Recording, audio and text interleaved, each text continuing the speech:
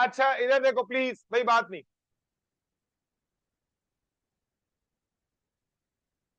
मैं ये बता रहा था, इधर सुनो, ये फॉर्मूला कैसे बना है, यहाँ पे क्या लिखा है भाई, बड़ा अब थोड़ा सा पेशेंस दिखाओ, जल्दी से फ्री हो जाओ और फिर चीजों को रिवाइज भी कर लेंगे। लिखा है बेटा, जैसे ना यहाँ पे मैं वर्ड लिख देता हूँ आपका, ये मिसिसिपी वर्ड को यूज करता हूँ। सबसे पहले पता है क्या करो, अरे हाँ ठीक है यार रुक जा।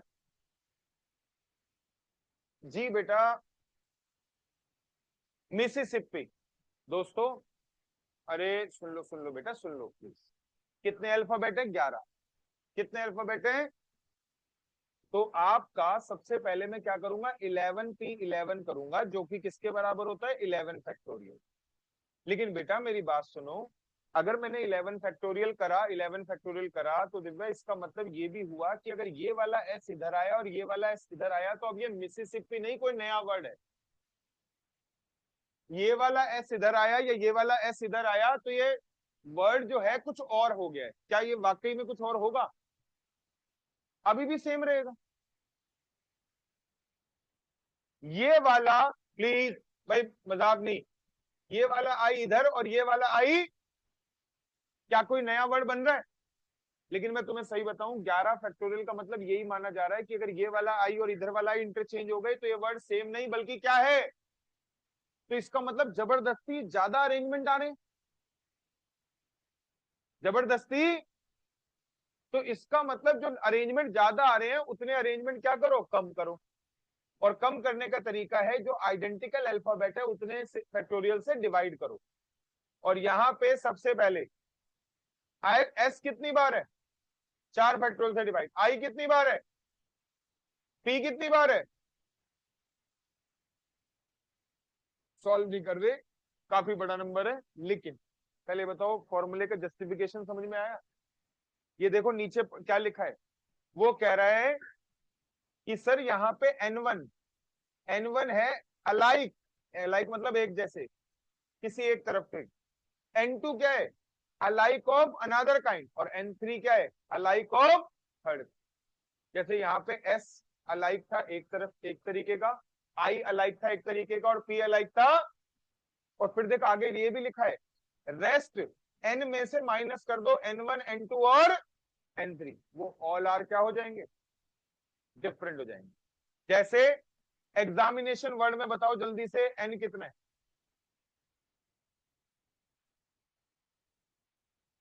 11। तो 11 फैक्टोरियल हो गए। अब ये बताओ E कितनी बार है? X भी एक बार, A कितनी बार है? M भी एक बार, I कितनी बार है? N भी कितनी बार है? T कितनी बार है? आई होप समझ में आ गई बात। मिसिसिपी पहले ही बता दिया।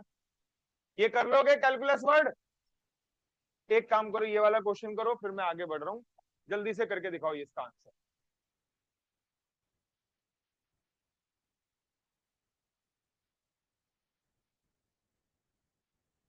देखता मत रहे, कर ले।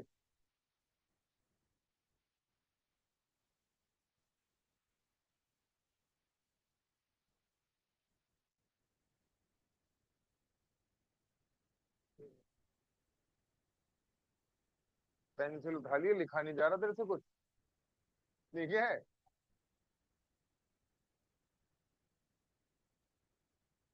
पहले कैलकाटा को कर अलग से, फिर अमेरिका को अलग से, और उनका रेशियो निकाल दे। रेशियो मांगा है उसने।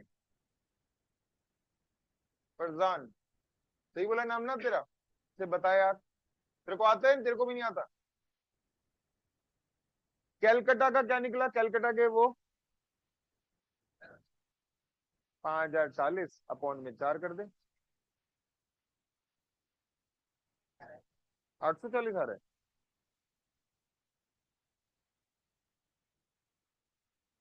कैलकाटा का अरेंजमेंट कितना आया? इसे तसल्ली में करते हो, फास्ट नहीं करते हो। क्या वो बेटा, क्या कर रहे हो बताओ?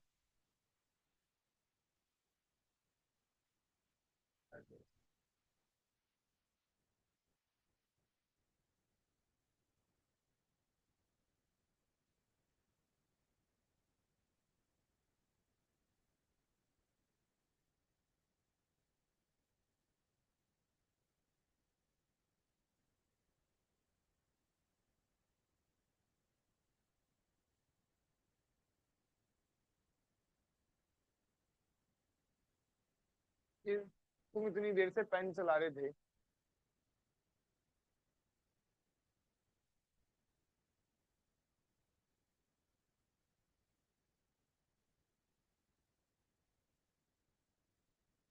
परफेक्ट। आंसर इज,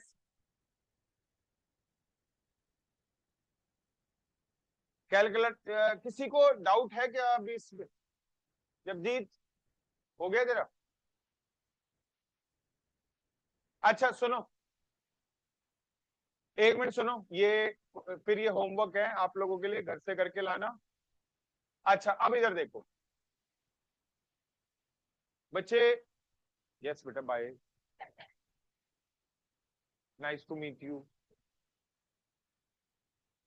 ठीक है ना?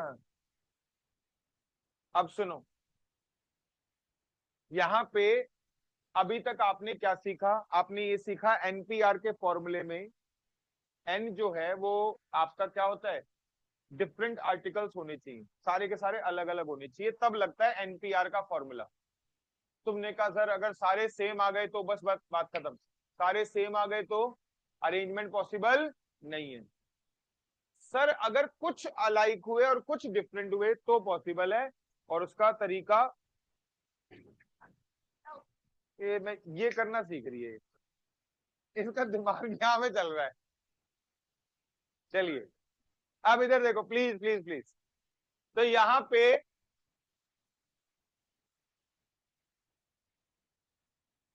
तुम्हें ये सिखाऊंगा हम, ये ठीक है ना?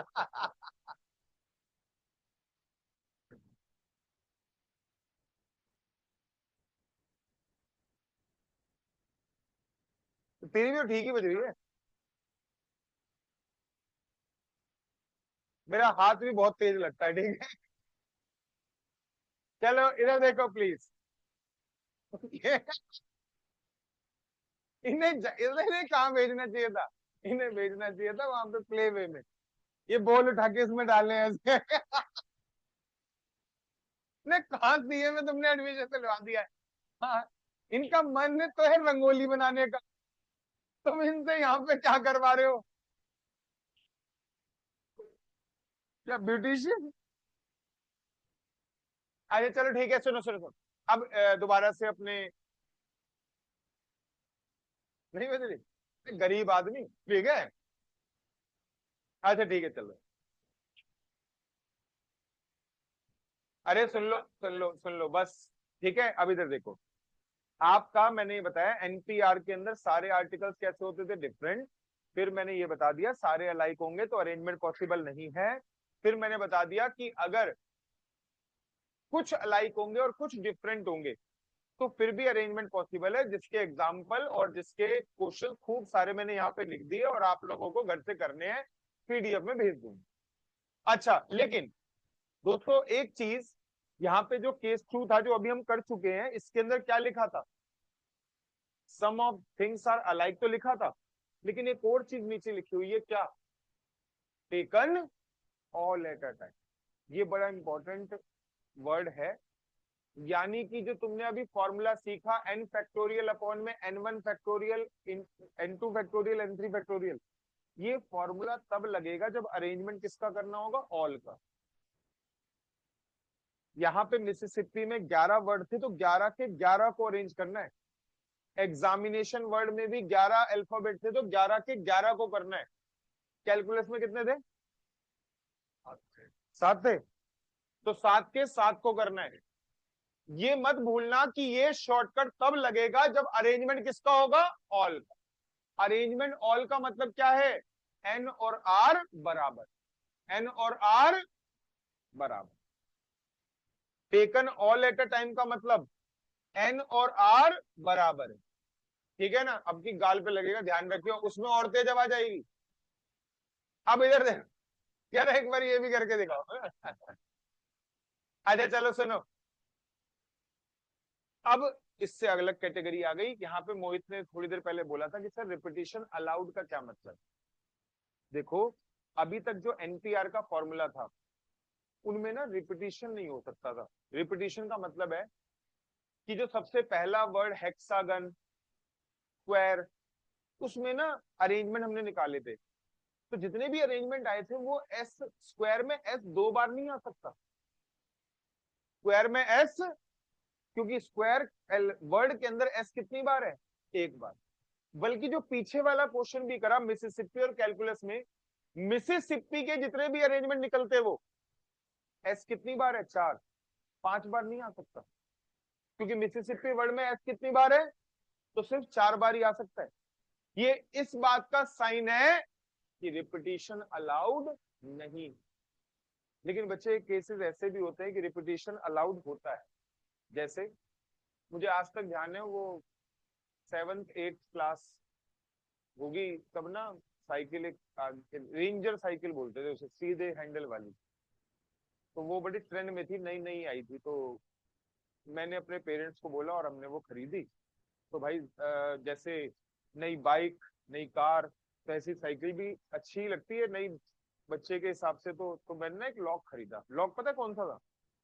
वो नंबर वाला जिसमें रिंग्स नहीं होते थे। मैंने नंबर खरीदा, मुझे आज तक ध्यान है। उसने मुझे वो लॉक दिया, मुझे पता नहीं, आई डोंट नो, 30-35 रुपए का होगा शायद। तो उसने बोला, मैंने कहा कितने का? कह रहा 35 रुपए का। तो मैंने उसे 35 रुपए दे दिए। फिर मैं उसका रिंग ऐसे चेक कर रहा था, तो मैंने कहा इसका कोड क्या है? तो उसने बोला 000। और मैं उसे देख रहा, तो व्हील्स ना ढंग से नहीं घूम रहे थे। मैंने कहा भैया दूसरा दे दो। फिर उसने दूसरा लॉक दे दिया। मैंने उससे पूछा, मैंने कहा इसका कोड क्या? कह रहा 000। मैंने कहा कि कौन सा लॉक है? मुझे लगा चोर को मुझसे पहले पता होगा कि ऐसे लॉक का कोड क्या होता है, 000। हालांकि मेरे घर पे ना एक ब्रीफ केस था। ब्रीफ केस बड़ा बढ़िया ब्रीफ केस, मैं बता देता हूँ। बढ़िया इन द सेंस बोलना ये चाह रहा हूँ। मेरे फादर ना ग्रेटर कैलाश में एम ब्लॉक मार्केट है, वहां पे रेमंड्स का शोरूम है। तो उसमें मतलब वो जिस फर्म का था ना, उसमें अपॉइंटेड थे मैनेजर पे। तो एक दिन वो विजिट के लिए गए उस शॉप पे। तो वहां पे ना एक पर्सन ने, ये 1996 की बात होगी, 7-8 ऐसे, एक पर्सन ने सूट लेंथ खरीदी 96-7-8 के आसपास में। पता है कितने की? सूट लेंथ समझते हैं ना, कोट पैंट का जो कपड़ा होता है। रेमंड्स में कपड़े ही ज्यादा मिलते हैं। 1 लाख रुपए का। आज की बात नहीं हो रही, 96, 97, 98 में 1 लाख रुपए। आज भी 1 लाख रुपए बहुत बड़ी बात है। मैं तो आज से 30 साल पहले की बात बता रहा हूँ भाई। उस वो जो सूट लेंथ थी, वो एक एक्सक्लूसिव सूट लेंथ थी रेमंड्स कंपनी की, एक ब्रीफ केस में आती थी वो। तो उस पर्सन ने क्या करा, वो ब्रीफ केस जो था वो मतलब मेरे फादर का जानकार था शायद, उसने ब्रीफ केस निकाल दिया, क्योंकि उसे सीधा वहां से एयरपोर्ट जाना था। और सबको पता है एयरपोर्ट में वजन का क्राइटेरिया होता है। तो अब कपड़ा तो खरीदा है, तो लेके तो जाना ही है। तो कपड़ा तो उसने बैग में ऐसे ही डाल लिया। ब्रीफ केस उसने कहा कि मैं ये नहीं ले जा पाऊंगा, क्योंकि वेट का प्रॉब्लम। तो मेरे फादर ब्रीफ केस हमारे घर पे ले आए थे। तो वो ब्रीफ केस पता है कितना, इतना मतलब मुझे भी नहीं पता कितनी वैल्यू होगी उसकी, लेकिन आज के हिसाब से मैं नहीं मान सकता 5-10 हजार से 10 हजार से कम की वैल्यू उसकी। उसमें पता है कैसा था, रिंग्स वाला लॉक वाला सिस्टम, चाबी वाला सिस्टम नहीं था। अगर मैं उसे लिखूं 7-8-7 दोनों तरफ और लॉक कर दूं और फिर मिक्स कर दूं, वो ओपन किस पे होगा? 7-8-7 पे। नहीं तो ओपन यही होता है। अच्छा ऐसे में अब सुनो, तो ऐसे में अगर मैं लॉक का कोड बनाऊं, या तुम्हारे फोन नंबर्स का जो पिन वाला जो कोड होता है, क्या बन सकता है? 000 बन सकता है ना? बोलो हाँ या ना? यानी कि रिपीटिशन अलाउड है। तो आपका जब भी रिपीटिशन अलाउड होगा, तो यहां पे फॉर्मूला बेटा जी क्या होगा? एन की पावर क्या होगा? एन की पावर। यहां पे जरा देखो, एक पर्सन है जिसको 6 रूट हैं स्टेशन ए से स्टेशन बी जाने के। कितने रूट है बेटा? 1 2 3 4 5 6। और फिर रिटर्न आने के भी 1 2 3 4 5। और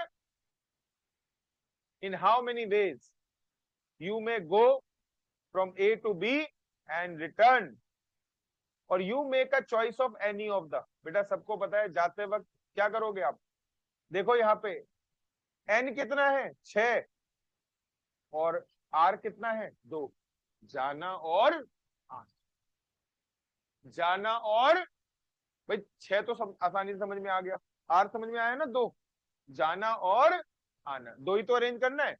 तो इसका मतलब 6 की पावर 2 कितना हो गया, और सबको पता है ना ये कैसे बना, 1 से गए 1 से आए,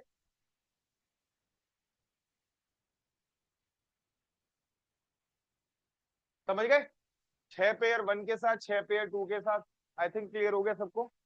6 का स्क्वायर 30। और देखो,